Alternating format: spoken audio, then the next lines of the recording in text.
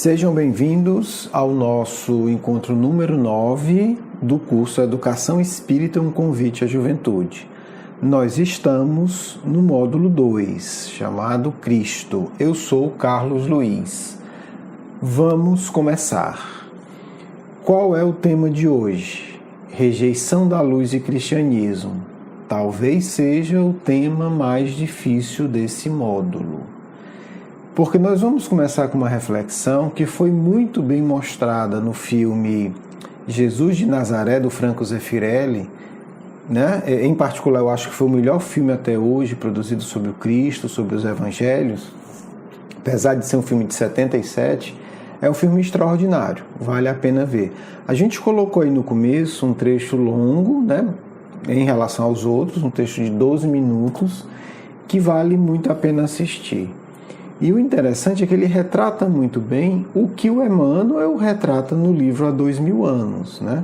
É importante a gente se dar conta que o Emmanuel participou diretamente de todo o processo de crucificação do Cristo. Ele era senador romano, na época, estava na região, e Pilatos, que não queria crucificar Jesus, inclusive recorreu a ele para pedir algum conselho, alguma sugestão. Então, aí já começa a gente se dar conta de uma coisa, né? Quem crucificou o Cristo não foi Pilatos, né? Não foi a autoridade instituída, no sentido de que não foi o desejo dele. Ele, né, permitiu que acontecesse, ele se acomodou ante a situação, mas havia uma pressão muito grande para crucificar Jesus. E aí nós tocamos no tema mais complicado, né? Mas é o que o Emmanuel coloca também, além do que a gente pode inferir dos Evangelhos, do Novo Testamento. A crucificação do Cristo foi uma decisão da sociedade, foi uma decisão democrática. Né? Eu já vi alguns programas, documentários que vão questionar, né? Quem foi que crucificou Jesus, se foram os sacerdotes judeus, se foi a autoridade investida por Roma, né, no caso de Pôncio Pilatos. Mas o fato é que, se havia um pequeno grupo de sacerdotes que fizeram a intriga e mobilizaram, né, há um núcleo aí de pessoas que de fato usaram a astúcia e a inteligência para a crucificação do Cristo, ela só ocorreu porque, naquele momento, a maioria pressionou, ameaçou, né, inclusive invadiu o palácio do Pilatos, como Emmanuel narra, né, caso o Cristo não fosse crucificado. Como último recurso, né, Pilatos, achando que iria resolver a situação, ele coloca para o povo escolher Jesus ou Barrabás. E a maioria de nós escolheu libertar Barrabás e crucificar Jesus. Né? Esse é o tema. A gente vai começar a entender o que é que significa rejeitar o Cristo, né? O que é que significa crucificar o Cristo. É importante a gente observar que toda ação externa nossa, ela parte necessariamente dos nossos sentimentos. Né? A base da nossa vida é o sentimento. A base dos nossos pensamentos e a base das nossas ações. Então, quando a gente está falando da crucificação do Cristo, eu não estou dizendo que necessariamente nós estávamos lá no dia, naquele local. O que eu estou dizendo é que necessariamente a maioria de nós na Terra emocionalmente apoiou a crucificação do Cristo. Né? E o que é rejeitar o Cristo? Né? É alimentar, como Kardec coloca no item A Nova Geração da Gênese, né, na verdade é um tema que perpassa toda a codificação. À medida em que nós alimentamos o que Kardec chama de sentimentos antifraternos, nós estamos crucificando Jesus. Né? Nós apoiamos vibratoriamente a crucificação do Cristo e nós estamos crucificando o Cristo dentro de nós. Essa é a pior crucificação. Né? A crucificação externa, ela é a exteriorização de nós rejeitarmos os valores divinos. Né? Então, crucificar o Cristo não é cometer o assassinato. Não estou falando disso. Estou falando algo muito mais profundo e muito mais grave. Essa é a verdade. É alimentar sentimentos antifraternos a tal ponto que o Cristo não pode existir em nós. Ou ele existe em nós crucificado. Né? Paulo de Tarso, já no final da vida, depois, né, de se recuperar dos crimes que cometeu e se tornar um cristão digno, o que é que ele vai dizer? O Cristo vive em mim. Quer dizer, o Cristo, Paulo era um perseguidor do Cristo. Né? Paulo tinha crucificado o Cristo dentro dele, porque ele negava-se a viver sentimentos de fraternidade. Então, os sentimentos antifraternos dele o levaram, inclusive, a apedrejar Estevão. Né? Havia uma prisão do Cristo dentro dele. O Cristo não podia agir nele porque ele rejeitava. À medida em que ele cresce, ele amadurece e cumpre fielmente sua grande missão, ele vai dizer que o Cristo vive em mim. Né? E ele não está dizendo nada mediúnico nesse caso. O Cristo não estava incorporado nele, não tinha nada disso. O que ele está dizendo, ele está falando simbolicamente, como todo indivíduo estudioso, né, do cristianismo, do judaísmo, de qualquer grande tradição, ele vai usar o pensamento simbólico, ele vai usar o simbolismo para expressar as verdades espirituais. Então, quando ele diz o Cristo vive em mim, o que é que ele está dizendo? Eu não crucifico mais o Cristo, eu não rejeito mais o Cristo, eu não amordaço o Cristo dentro de mim. Como é que nós rejeitamos o Cristo? Kardec é muito claro, sentimentos antifraternos, né? O que nos afasta, Kardec não está falando do Cristo nesse ponto, ele está falando de Deus, né? Mas para nós o Cristo é o grande símbolo do Pai. Então ele vai dizer que quais são os sentimentos antifraternos que aponta Kardec: o egoísmo, o orgulho, a inveja, o ciúme. E aí Kardec resume: enfim, o apego a tudo que é material, a sensualidade, a cupidez e a avareza. Alimentar esses sentimentos é apoiar a crucificação do Cristo dentro de você. É agir de tal forma que o Cristo não vai ter espaço para se expandir no nosso interior. E aí a gente vai fazer uma reflexão sobre o que é sombra, né? Quais são as coisas, quais são os sentimentos que a gente nega em nós. E é muito curioso, porque a gente tanto nega assumir os nossos defeitos, mas mais profundamente a gente nega as nossas virtudes. A grande dificuldade do espírito da Terra, né, nós espíritos que estamos aqui na Terra, e em grande maioria já viemos expulsos de outros mundos, eu me incluo nisso, qual é a nossa grande dificuldade? A nossa grande dificuldade é assumir a nossa dimensão divina.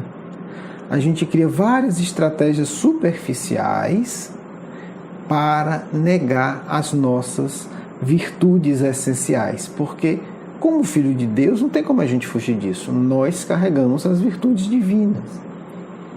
Só que nós, espíritos já aí, né, que já erramos muito, a gente tem muito medo da luz, a gente tem muito medo de sentir a paz verdadeira, a gente tem muito medo de permitir que Jesus, né, nos influencie e nos impulsione. Sabendo disso, né, o Cristo vai ensinar o Pai Nosso. É uma fórmula no sentido de é um caminho, é um conjunto de conceitos que ele nos deixa para que a gente lide melhor com as nossas virtudes divinas. Né?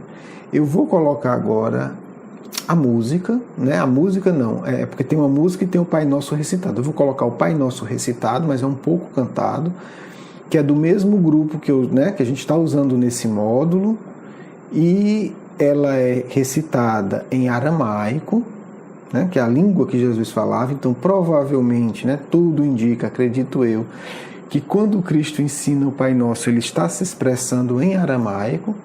Então, a gente vai poder sentir, né? Eu não vou entender, acho que a grande maioria não vai, mas a gente dá para sentir a cadência, e todos nós que conhecemos o Pai Nosso, dá para identificar os trechos.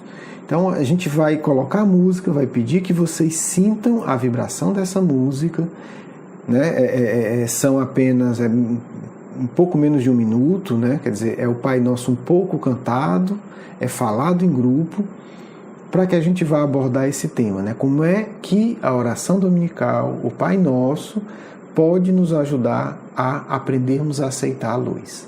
Vamos ouvir a música, né? Quem puder, fecha os olhos, respire e relaxa. Para mim foi uma experiência muito forte, né? Ouvir essa prece em aramaico.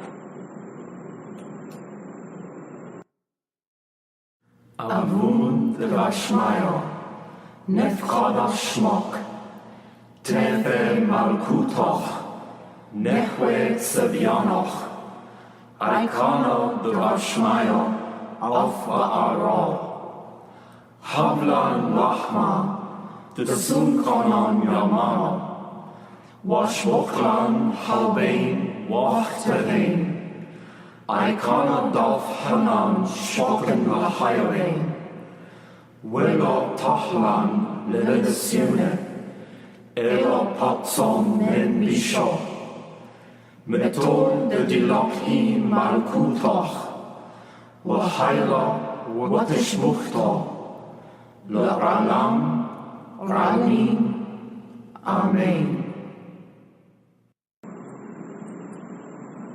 Muito bonito, né? Muito bonito. Eu sempre me emociono um pouco quando eu escuto, porque a gente volta um pouco no tempo, né? A gente imagina o Cristo, né? Naquela assembleia simples, aquele grupo simples, poucas pessoas, 10, 15, 12, enfim, eu não sei exatamente o momento que ele ensinou, mas tudo indica que foi um momento que ele estava ali, né, com um grupo mais próximo. Então, é muito emocionante pensar isso, né? Como é que foi esse momento, né, em que o Mestre pronuncia pela primeira vez na Terra essas palavras. E aí eu vou mostrar um pouco como o Pai Nosso é um convite do Cristo para que a gente assuma a nossa dimensão divina, que a gente tem tanta vergonha, né?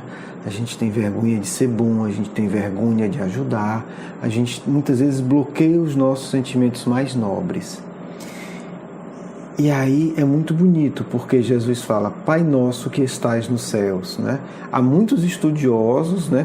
Uma coisa muito fundamentada, que eu acredito, eu vou nesse caminho, que dizem que Jesus não chamava Deus de Pai, né? A tradução certa seria Paizinho. Então, a rigor, ele está falando Paizinho Nosso que está no céu. Então, primeiro ele está introduzindo, imagine, uma cultura rural, né, grosseira, rude, grosseira no sentido de rude. E Jesus chega e diz, o Criador do Universo é meu Paizinho. E aí, depois que ele se refere ao nosso Criador como Paizinho, já estabelecendo uma relação de carinho e nos ensinando a ter uma relação de carinho com Deus. E ter relação de carinho com Deus significa nós não vamos negar, né, as dádivas que você, Paizinho, me deu, nos dá. Ele fala, venha a nós o teu reino. É porque a gente não pensa muito, gente, mas é muito forte, é muito poderoso, né? Jesus não ensina a gente a ser coitadinho, a ser coisinhas. Paizinho, que venha a nós o teu reino, quer dizer, ele nos ensina a pedir o reino de Deus vir pra gente, né? Não tem nada a ver com grande Criador do Universo, eu não sou digno de nada, eu não mereço nada. Não, Paizinho, que venha a nós o teu reino. Quer dizer, são dois lances aí, né? Dois lances fortes que sangra o coração orgulhoso, mas que cura, né? O coração revoltado. Porque já define o jogo. Quer dizer, se eu chamo o meu Criador de Paizinho, e se eu digo Paizinho que venha a teu reino, acabou a preocupação, né? Acabou a revolta. Né? Como diz Kardec, a grande marca, né? Os sentimentos antifraternos já são fruto da nossa revolta contra Deus. Na hora que eu falo, Deus é meu Paizinho e eu quero, e aí olha, né? Pai nosso que estás no céu, santificado seja o teu nome, venha a nós o teu reino, que seja feita a tua vontade. Quer dizer, eu falo do meu Paizinho, eu santifico, eu reconheço a beleza do meu Paizinho, e na hora que eu reconheço a beleza do meu Paizinho, eu estou reconhecendo a minha, porque eu sou filho dele. A gente usa isso na terra, mas a gente não quer usar para Deus, né? Todo mundo diz, meu pai é o famoso, meu pai é rico, meu pai foi o general, meu pai foi o presidente da república, meu pai foi o senador, meu pai foi o melhor comerciante da região, o melhor médico, sei lá o quê. Né? Então a gente usa isso para dizer que a gente é bom. Agora, e Deus quer mais ainda, né? E que é mais pai do que nosso pai material. Então Jesus fala, Paizinho, reconheça a tua santidade, reconheça a tua beleza, reconheça a tua grandeza, que venha a nós o teu reino, que seja feita a tua vontade. Então, é uma prece, aí eu vou me arriscar aqui a dizer uma grande besteira, mas no dia que eu for muito evoluído eu verifico, né? Para mim é uma prece sob medida feita para nós, espíritos revoltados da Terra. Eu não sei se é de medida pelos planetas, mas para cá, assim, é perfeito, né? Aquela roupa feita milímetro a milímetro que encaixa perfeitamente. Eu vou ficar só por aqui nesse ponto, tá certo? A oração tem muito mais, né? A gente pode depois tentar trabalhar ela, mas é o ponto que Jesus começa, a nossa relação com Deus, o carinho que a gente deve ter com o nosso Pai, né? O nosso Paizinho Criador, reconhecer a beleza dele, porque a gente, quando reconhece a grandeza dele, a gente está reconhecendo a nossa, não tem como, se existimos, somos filho dele, né? E Deus não faz coisa mal feita. E pedimos, né, que venha o reino de Deus. Né? É muito radical. Né? Quem sou eu? Não, Jesus que mandou, venha o reino de Deus, acabou-se.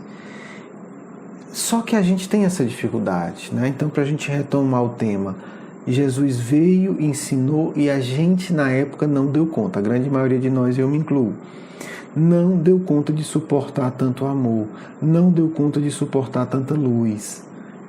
Agora a gente tem uma grande chance novamente, né?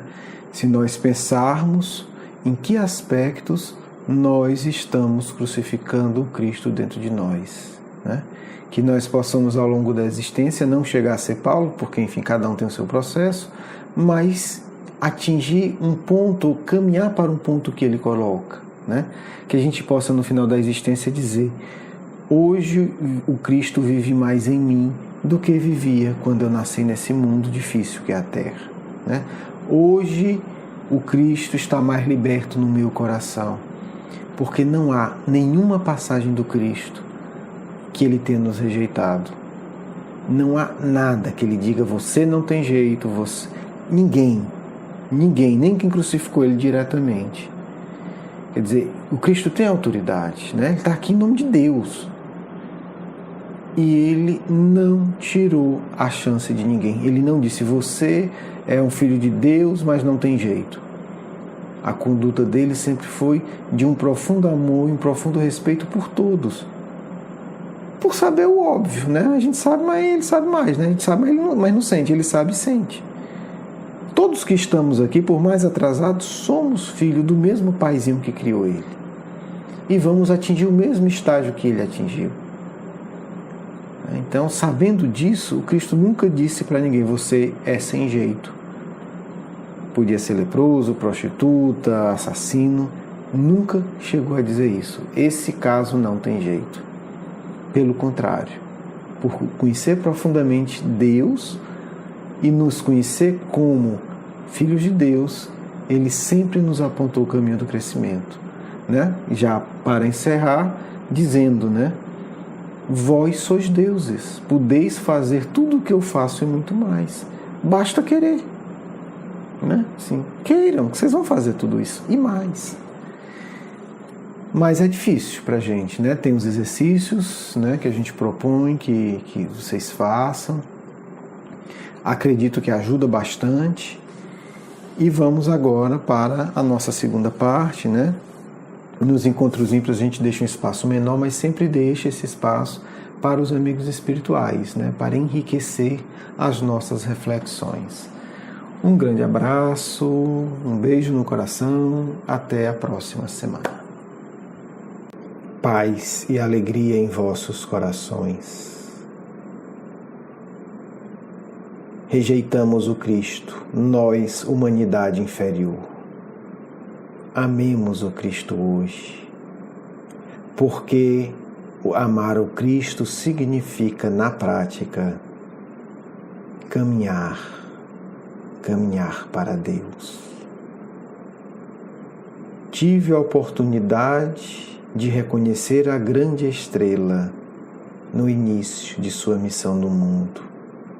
Ainda assim, lutei com terríveis paixões em meu coração que queriam sufocar a paixão divina que ele inspira a todos nós. Venci, amparado por sua misericórdia e por seu amor. E digo a todos vocês: não há privilégios para o Cordeiro de Deus. Basta querer, basta pedir, basta buscar, e o Mestre saberá, sem nenhuma sombra de dúvidas, encaminhar os vossos corações doloridos ao regaço do nosso Pai. Deus é amor, e o Cristo é o homem-luz que representa Deus para todos nós neste mundo. O Pai não nos daria um exemplo infeliz. O Mestre é digno deste nome. Portanto, irmãos e amigos, não nos esqueçamos, não há nenhuma paixão inferior que possa vos distanciar dessa fonte doce do amor eterno. Rejeitamos a luz e hoje é necessário tomar mais uma vez a decisão. O que fará a Terra? O que farão os movimentos e os líderes religiosos? O que fará você, meu irmão e meu amigo, em relação ao Cristo que quer desabrochar em teu coração? Bem eu sei, é um diálogo oculto e secreto. Mas nós que aqui estamos vemos a vossa sinceridade ou a vossa acomodação ao mundo material. Meus irmãos, o Cristo quer renascer em vossos corações. Ele tem poder de influenciar cada espírito da terra, desde que esse espírito permita.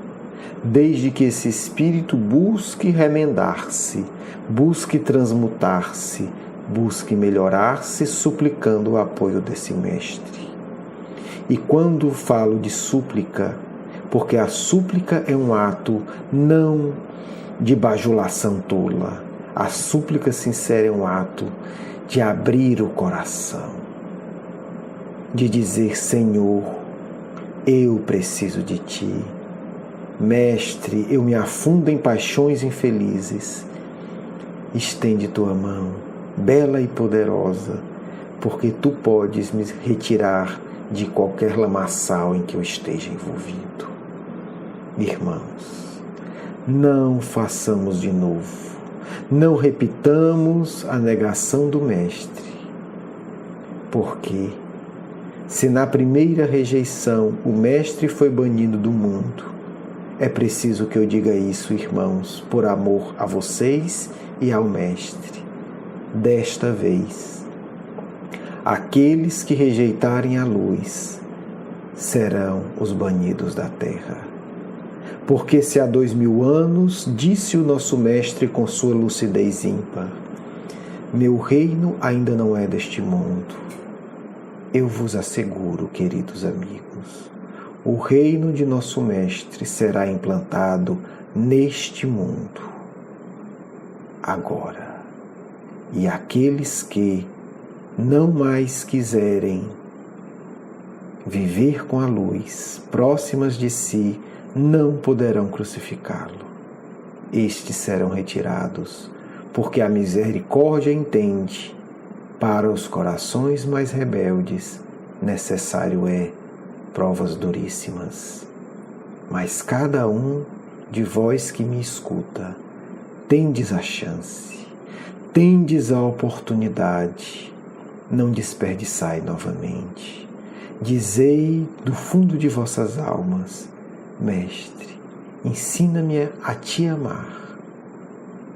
E Ele socorrerá aos corações mais necessitados, porque o seu amor não exige. O amor de nosso Mestre apenas aguarda o vosso convite. Muita paz em Cristo. O vosso irmão e amigo, Caibar de Souza.